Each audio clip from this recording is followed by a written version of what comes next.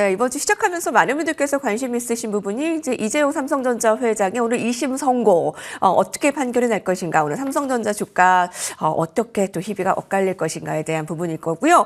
SK 하이닉스 딥시크에 대한 영향 이번 주에는 어떨까도 살펴봐야 되겠습니다. 자, 오늘 함께할 신한투자증권 황유연 PB팀장과 인사 나눠보도록 하겠습니다. 팀장님 안녕하십니까? 예, 안녕하십니까? 네, 딥시크의 영향을 받았던 네. 미국 증시가 엎친 데 덮친 격으로 세계 증시 이제 관세 전쟁인데 어떻게 좀 불확실성이 이어갈까 살펴보도록 할 텐데요. 먼저 주말 사이에 그 물가 지표 발표가 있었는데 좀 어떻게 바라보셨습니까? 일단 물가 지표는 예상치대로 잘 나왔고 우리가 일단 올해는 물가 계속 주의하기는 해야겠습니다만 지금 사실 시장에 영향을 미치는 요인들이 굉장히 많은데 일단 지금 당장 물가라기보다는 관세인 것 같습니다. 관세 관련해서 계속적인 코멘트들이 나오고 있는데 이 부분이 과연 2018년도에 미쳤던 영향처럼 잘 마무리돼서 끝날지 아니면 추가적으로 어떻게 이 시장에 영향을 미칠지에 대한 그 대응을 해야 되다 보니까 시장에서는 이제 소위 말하는 불확실성이 계속 확대되는 과정 중에 있는 것 같아요. 그래서 그 부분들이 시장에 더 큰 영향을 미치는 것 같습니다. 예. 금리 인하가 이제 3월에도 미국에서는 좀 희박한 것으로 보이죠? 그럼 5월에는 좀 금리 인하가 단행될 것인가에 대한 수순으로 보면 될까요? 예. 일단은 전 사실 3월에 금리 인하를 할 것으로도 사실 개인적으로 생각을 좀 하고 있었습니다. 왜냐하면 트럼프 대통령이 취임을 하게 되면 통화정책으로 경기 부양을 하겠다는 코멘트도 했었고, 근데 이제 지금 상황이 이제 물가가 생각보다 좀 내려갈 생각도 여전히 보이지는 않고요. 그다음에 이번에 관세로 인하다면 일단 단기적으로는 물가가 올라갈 수밖에 없기 때문에 이 부분들 영향 때문에 이제 금리 인하에 대한 부분들이 조금 늘어지지 않을까 그 생각도 좀 있는 것 같아요. 그래서 올해도 역시나 작년과 마찬가지로 금리 인하를 언제 할 것인지, 얼만큼 할 것인지가 가장 큰 요건이 될 것 같고요. 이런 부분들은 섣불리 예측하기보다는 나오는 경제 지표라던가 또 관련 이제 글로벌 리더들의 코멘트들 확인해 보시면서 대응을 하시는 게 리스크 관리를 하시는 게 맞을 것 같습니다. 예.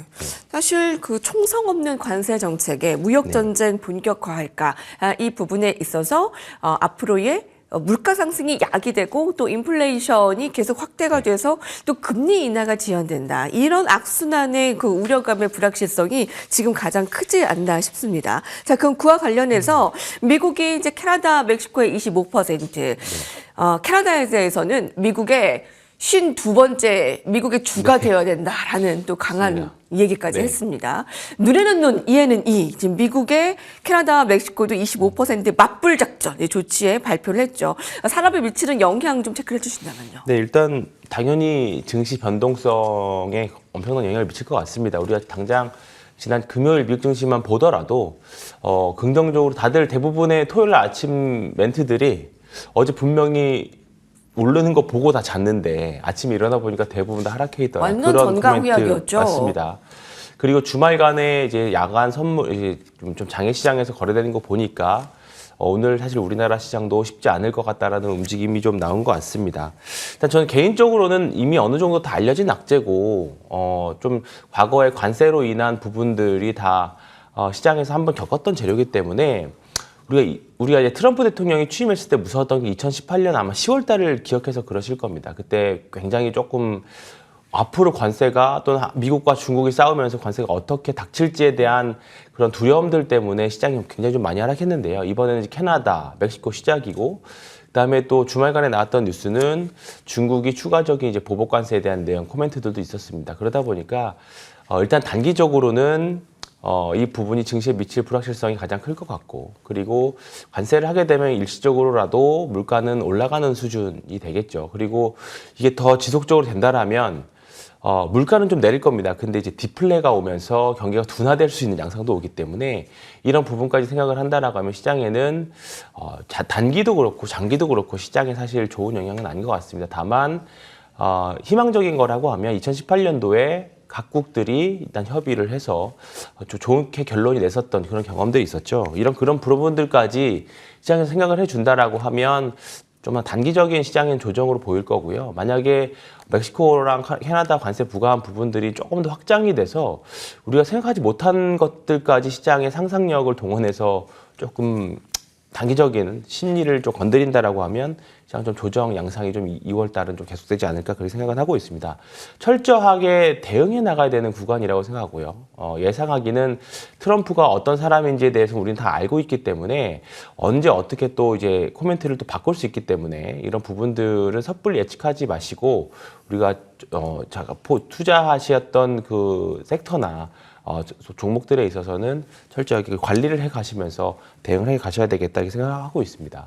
또 멕시코는 다만 이제 관세를 부과하긴 했습니다만 미국의 가장 큰 신선식품을 수입해야 하는 나라입니다. 그렇기 때문에 너무 오랫동안 관세를 건드리게 된다라고 하면 비록 신선식품 때문에 관세를 한 것 같지는 않습니다만 이런 부분들 때문에 관세가 정말 협상용으로 사용될지에 대해서는 앞으로 지켜봐야 될 것 같고요.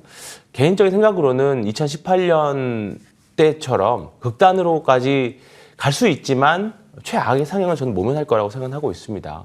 그래서 굳이 장기 투자하셔야 되는 주식들을 매도해야 되는 부분들까지는 생각하지 않으셔도 아직까지는 생각하고 있습니다.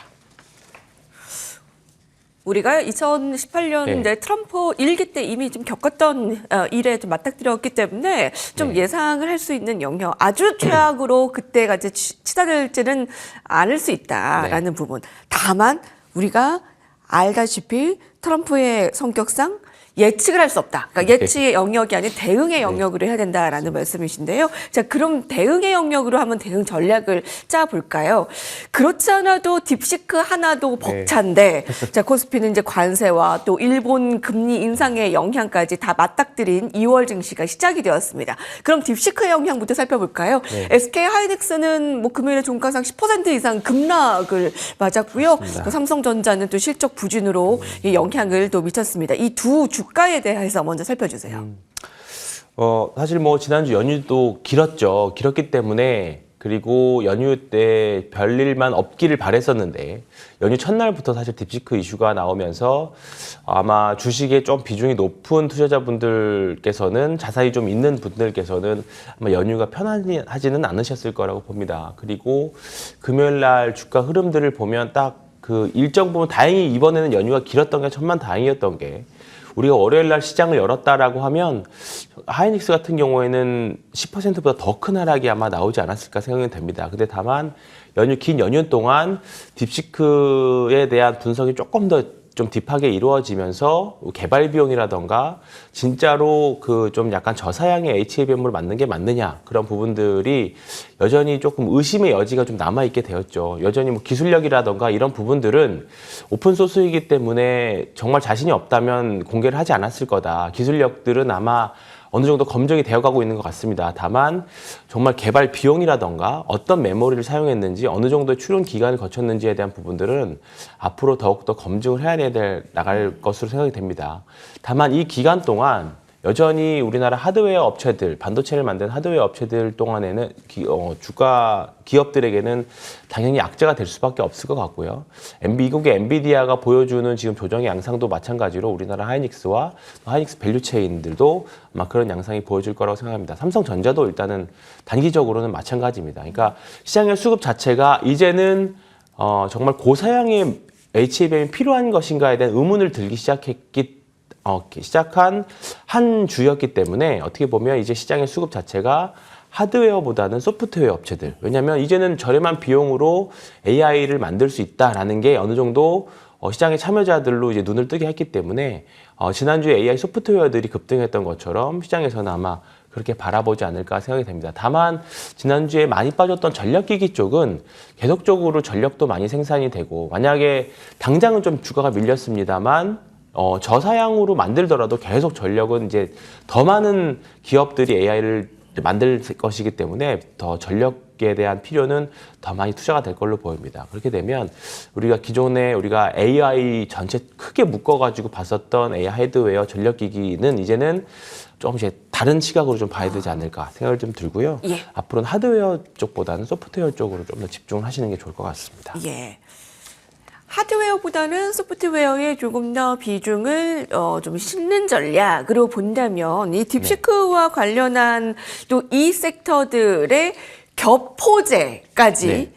있는 뭐 인터넷주라든가 소프트웨어, 네이버, 카카오, 그다음에 AI 챗봇과 관련한 플렉토와 코난 테크놀로지가 아주 강한 상승이 나타났는데 이들 종목을 지금이라도 좀 매수를 해도 되는 것인지에 대한 질문 좀 들어볼게요. 일단 네이버, 카카오 지난주에 역시 예상했던 대로 대표적으로 네이버, 카카오, 특히 네이버 같은 경우에는 우리나라에서 좀 유일하게 거대 언어 모델을 또 갖고 있는 회사이죠. 그래서 확실히 조금 저비용으로 만들 수 있다는 자신감이 붙어서 그런지 몰라도 말씀하셨던 종목들이 지난주에 이제 급등을 했습니다. 시장은 어떻게 보면 어렵지만 메커니즘대로 잘 돌아가고 있는 상황인 것 같아요. 어려운 시장은 맞습니다. 순환매가 빠르고 어려운 시장이긴 합니다만 저는 오랫동안 쉬기도 했었고요. 올해는 이제부터는 소프트웨어의 양상으로 본다라고 하면 언급해 주셨던 종목들은 계속 순환매가 돌 거기 때문에 조금은 이제 주가가 좀 밀렸을 때 충분히 접근해 보실 만한 섹터 또 종목이 되었다 이렇게 말씀드리겠습니다. 네.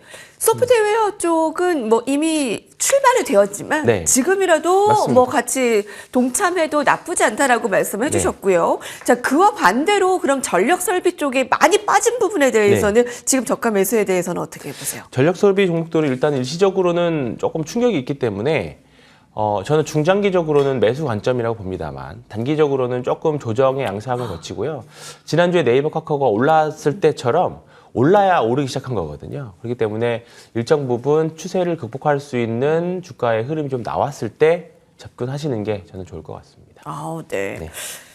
예, 여러분 아주 일목요연하게 정리가 되셨죠? 자, 이 대응 전략 세울 때 저희 황미연 팀장님과 빼놓을 수 없는 업종이 조선주입니다. 1월에만 50% 이상 올랐는데 저희는 11월, 12월부터 계속 좀 저가 매수에 함께 하고 있던 업종이었고요. 자, 조선주 얼마나 더 오를까? 긍정적인 추가 요인이 있을지 궁금하네요.